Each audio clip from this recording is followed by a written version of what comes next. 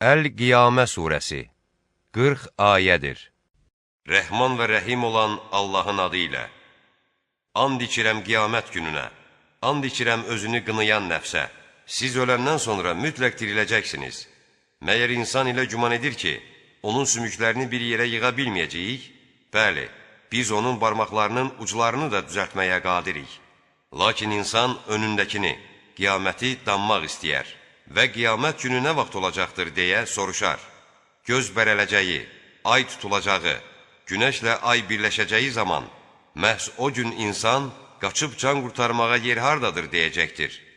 Xeyr, o gün heç bir sığınacağı olmayacaqdır.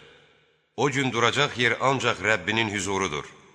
O gün insana öncə etdiyi və sonraya qoyduğu nə varsa xəbər veriləcəkdir. Doğrusu insan özü-özünə şahiddir. O hər cür üzrxahlıq etsə də, ya Peyğəmbər, onu tələmtələsi əzbərləmək üçün dilini tərpətmə. Çünki onu sənin qəlbində cəm etmək, oxutmaq bizə aiddir.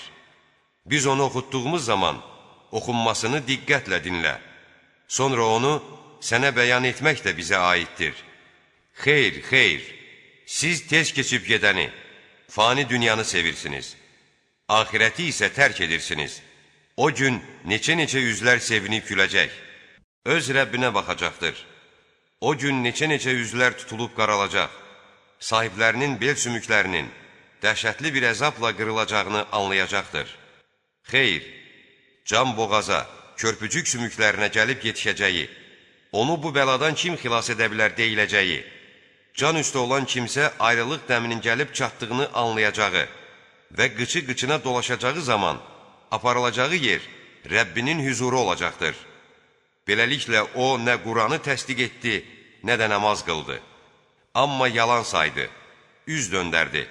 Sonra da özünü darta-darta ailəsinin yanına getdi. Vay sənin halına, vay! Yenə də vay sənin halına, vay! Məyər insan ilə güman edir ki, o başlı başına buraxılacaq? Məyər o tökülən bir qətrə nütvə deyildimi?